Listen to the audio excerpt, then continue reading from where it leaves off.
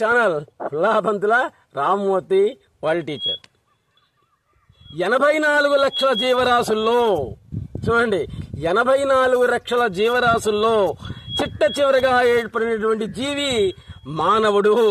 ఎలా junior senior లా feel అయిపోతున్నాడు. ఇక్కడ జూనియర్ విద్యార్థి సీనియర్ విద్యార్థిలా ఫీల్ అవుతున్నాడు. బ్రహ్మను గురించి చెప్పకపోవడమే అవుతుంది, చెప్పకపోవడమే చెప్పడం అనేటువంటిది అవుతుంది. దేవుని ఎడల ఎవరి ఎడల ప్రత్యేకతను కలిగి ఉండవద్దు, అదే మోక్ష స్థితి. చూడండి, సద్గురు సుబ్రహ్మణ్యం గారు ఏం చెప్పారో, దేవుని ఎడల ఎవరి ఎడల కూడా ప్రత్యేకతను పొంది ఉండవద్దు, అదే మోక్ష స్థితి అని వేదాంత సారాంశాన్ని చిన్న పదంతో చెప్పారు. కొండపైన స్వామి కాదు, ఏడుకొండలవాడ వెంకటరమణ గోవింద గోవింద అని మెట్లు ఎక్కుతుండవు. కొండపైన స్వామి కాదు, కొండే స్వామి. ఇది తిరుపతి కొండ మీద ఉండేటువంటి స్వామి కాదు. ఆ తిరుపతి కొండ 7 కొండలు కూడా వెంకటేశ్వర స్వామి స్వరూపమే. శ్రీశైలం మల్లన్న, శ్రీశైలం పోతే మల్లన్న, శ్రీశైలం చుట్టుపక్కల ఉండే గ్రామాలు మొత్తం కూడా ఆ మల్లన్న స్వరూపమే. అలాగే శ్రీకాళహస్తి మొత్తం కూడా జ్ఞాన ప్రసూనాంబిక యొక్క స్వరూపమే. మనలో దేవుడు ఉండడం కాదు, దేవుడిలో మనమే ఉన్నాం. మనలో దేవుడు కాదు, ఆయనలో మనమే ఉన్నాం. మన ఇంట్లో దేవుడు ఉండడం కాదు, దేవుడింట్లోనే మనం ఉన్నాం. గురువు శిష్యుడు సమశ్రుతిలో ఉన్నారు ఇక్కడ. చూడండి, ఆయన గురువు కాదు, వీడు శిష్యుడు కాదు. ఒకసారి చదవరా అంటాడు, చెప్పిన దాన్ని ఇక్కడ ఎవరు చదివేదెవరు? వాడు. వినేదెవడు? ఈయన. నిజానికి శిష్యుడు ఎవడండి ఇక్కడ? వినేవాడు శిష్యుడు, అంతే కదా. కాబట్టి గురువే శిష్యావతారం ఎత్తాడు అనమాట. శిష్యుడు గురు అవతారం అని ఎత్తాడు. కాబట్టి గురువు శిష్యుడు, దేవుడు జీవుడు సమానమైన స్థితితో ఉంటాడనమాట వీళ్ళిద్దరు కూడా.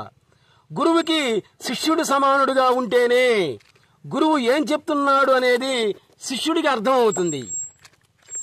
వచ్చేటువంటి కళలు ఎన్నో వస్తుంటాయి మనకు, పీడ కళలు, మంచి కళలు అన్నీ కూడా. చెప్తుండగా ఎక్కువగా వచ్చేది కాంతా కనకం, ఇవి ఎక్కువ డబ్బులు, అందమైనటువంటి అమ్మాయిలు, ఇది ఈ కళలు అన్నమాట. ఈ కళలన్నీ కూడా నిజమవుతాయా అని అడిగాడు. చూడండి ఏం అడిగాడు ఒకడు, మాకు వచ్చేటువంటి కళలన్నీ కూడా నిజమవుతాయా అంటే సద్గురువు గారు ఏం చెప్పాడు? నిజం కాకూడదని ఏమన్నా కళ అని అడిగాడు. చూడండి, నిజం కాకూడదు అనేటువంటిది అది కూడా ఒక పెద్ద కళేరా మూర్ఖుడు అని చెప్పాడు అనమాట. సమూహంలో ఏకాంతం, అదే ఋషి యొక్క లక్షణం. ఇది సమూహంలో ఏకాంతంగా ఉండేటువంటి వాడు ఋషి మహర్షి లక్షణం. ఏకాంతంలో సమూహంగా ఉండేటువంటి వాడు మనిషి లక్షణం. మనిషికి మహర్షికి ఉండేటువంటి తేడా అది. ఆత్మానుభవం అనేది తలపోతే తప్ప అనుభవంగా లేదు అని చెప్పాడు అనమాట. తలపోతే అంటే అర్థం ఏంటంటే శరణాగతి అని. శరణాగతి పొంది తల పోయినట్టే, మొత్తం సమర్పించుకున్నట్లే. అది ఆత్మానుభవం అంటే. మరి మార్గమేమి? తల పోతే తప్ప ఆత్మానుభవం కలగదు. తల అంటే ఇక్కడేంటి? కర్తృత్వ బుద్ధి. అది నేను చెప్తున్నాను, నేను చేస్తున్నాను అనేది కర్తృత్వ బుద్ధి. నేను ఇప్పుడు మీకు చెప్తూ ఉన్నా, ఇవన్నీ నా ద్వారా చెప్పించేది ఎవరు? గురువు గారు, సద్గురు సుబ్రహ్మణ్యం గారు. ఆయనకి చెప్పేది ఎవరు? జ్ఞాన ప్రసూనాంబ. అది మాయామయ అమ్మ. కాబట్టి ఆమెకి అసాధ్యం అంటే ఏమీ లేదనమాట. ఆమె చెప్తుంటే ఆయన చెబుతున్నాడు, ఆయన చెబుతుంటే నేను చెప్తున్నా, నేను చెప్తుంటే మీరు వింటున్నారు, మీరు చెబుతుంటే ఇంకోటి వింటున్నాడు, అంతే. ఇది పరంపరగా సాగుతున్నటువంటిది. 7 వారాల నగలు, 7 వారాల నగలు అంటాం. ఆడవాళ్ళు ధరిస్తారు కదా 7 వారాల నగలు అని.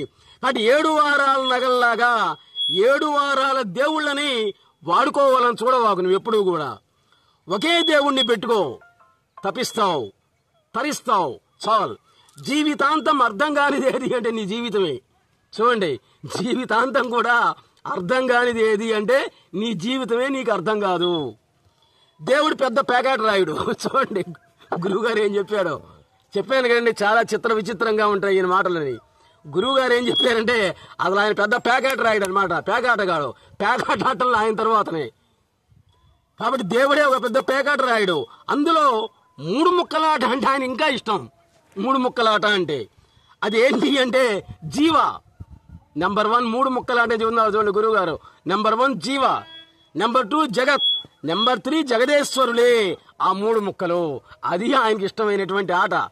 ఆయనే సృష్టించుకున్నాడు, ఆయనే ప్యాకెట్ ఆడుకుంటున్నాడు, ఆయన సృష్టించుకున్న ప్యాకులతో ఆయనే ఆడుకుంటున్నాడు. జీవ, జగత్, జగదీశ్వరులే ఆ మూడు ముక్కలాట.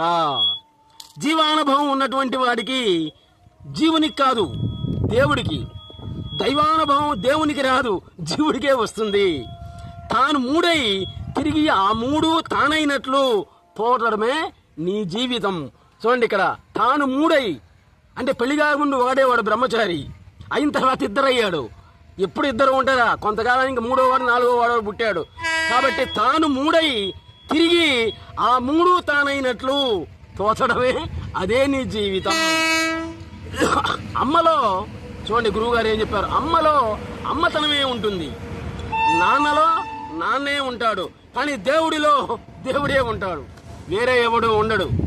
గురువులో చూడండి గురుదేవో భవ అంటాం, గురువులో ఈ ముగ్గురు ఉంటారు, అమ్మ నాన్న దేవుడు ముగ్గురు కూడా ఉండేది ఎవడిలో అంటే నీ గురువులోనే. అందుకు గురుదేవో భవ అన్నావు. దేవుని ఉచ్ఛ్వాసం, జీవుని యొక్క నిశ్వాసం, దేవుని నిశ్వాసం, జీవుని ఉచ్ఛ్వాసం. అమరుడు అంటే మనం ఏమనుకుంటాం, మరణం న విద్యతే, మరణం లేనివాడు అనుకుంటాం. అది కానే కాదు అంటాడు గురువు గారు. మరణం లేనివాడు అని కాదు, జననం లేనివాడు అని అర్థం. అది అమరజీవి అంటే, అమరజీవి పొట్టి శ్రీరాములు అంటాం కదా, అమరజీవి అంటే ఇక్కడ అటువంటి మహానుభావుడు ఇంతవరకు పుట్టలే, ఇంకా పుట్టడం అనేది జరగదు. కాబట్టి జననం లేనటువంటి వాడే అమరజీవి గాని మరణం లేనటువంటి వాడు కానే కాదు. మరణ ప్రారంభమే జననం అని పిలువబడుతూ ఉంది. ఆవేదనలే వేదాలకు మూలం. చూడండి ఏం చెప్పాడో, వాదం యొక్క అంతమే వేదాంతమని, వేదాల యొక్క అంతమే వేదాలని అని చెప్పి ఉపవేదాలు అని గురుగారు చెప్పారు. ఆవేదనలే వేదాలకు మూలం అని చెప్పాడు. నీ ఆవేదన చూడండి ఇక్కడ, నీ ఆవేదనే వేదానికి మూలం. కాబట్టి వేదనల యొక్క నివేదనలే వేదాలు. రూపములు దేవునివి, నామములు జీవునివి. తనకు తాను వ్రాసుకున్నటువంటి ప్రేమలేఖలే ఈ భక్తి సాహిత్యం మొత్తం లవ్ లెటర్స్ అన్నమాట. గురువు గారు ఏం చెప్పారు చూడండి ఇక్కడ, భక్తి సాహిత్యం రాస్తారు చూడండి అందరూ కూడా. అవన్నీ ఏంటివి? లవ్ లెటర్స్ లాంటివి అంటున్నాడు అనమాట. తనకు తానే రాసుకున్నటువంటి లవ్ లెటర్స్, అదే భక్తి సాహిత్యం. తాను లేకపోవడమే నిజంగా మత్తు, అది తాను లేకపోవడమే నిజంగా మత్తు అనేటువంటిది అవుతుంది అనమాట. అంతకంతే మత్తు అనేటువంటిది లేనే లేదు. గురువుగారు ఒక విషయంలో చెప్పారు, చలం గారు తెలుసు కదా, మర్చిపోయాం మీ అందరికీ. చలం స్త్రీవాద రచనలు రాశారు పాపం. ఆయన అరుణాచలం వెళ్ళాడు రమణ మహర్షి కోసం అని. రమణ మహర్షి గారు కొండ మీద నుంచి వస్తూ ఉన్నాడు అనమాట. ఈయనేం చేశాడు, అడ్డం నిలబడ్డాడు. ఆయన వస్తుంటే అందరూ తొలుగుతున్నారు, కానీ ఈయన మాత్రం కదల్లా, అంతే నిలబడ్డాడు అనమాట. ఆయన స్నేహితుడు పక్కకు లాగాడు, అరే గురువు గారు వస్తుంటే తొలగవెండి అని. అంతే కొంచెం దూరం పోయింది, వెనక్కి తిరిగి చూశాడు రమణ మహర్షి, అంతే ఆ చూపులోనే అయిపోయింది. ఇంకా జీవితం మొత్తం అక్కడే ఉన్నాడండి చలం గారు. ఆయన శ్రీశ్రీ గారు ఆయనకు లెటర్ రాశాడు, మంచి మత్తులో ఉన్నాను, పలానా విశాఖపట్నంలో పలానా హోటల్లో ఉన్నాను రా మందు తాగామని. ఇప్పుడు ఈయనేం రాశాడు జాగ్రత్తగా వినండి, ఈయనేం రాశాడో తెలుసా, మందు అనేటువంటి కొంచెం మత్తే, అంతకంటే మత్తునిచ్చేటువంటి రమణ మహర్షి యొక్క మాటల వాగామృతాల్లో ఉన్నాయి ఇక్కడ, కాబట్టి నువ్వే ఇక్కడికి రా, వాటికంటే కూడా మత్తించేటువంటివి అని చెప్పాడు. ఆ విధంగా ఉంటాయి మహర్షుల యొక్క మాటలు.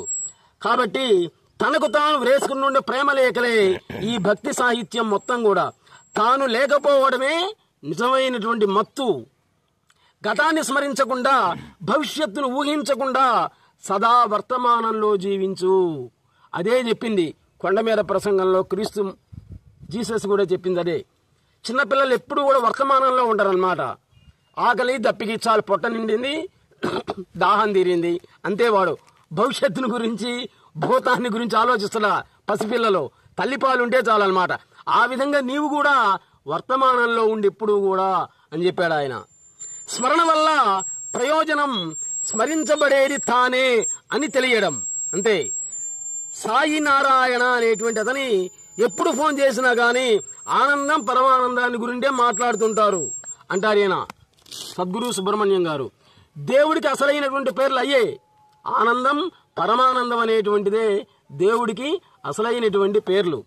శివుడికి ప్రియమైనటువంటి నామం అపర్ణ, పార్వతికి ప్రియమైనటువంటి నామం Shivani. Please subscribe our channel.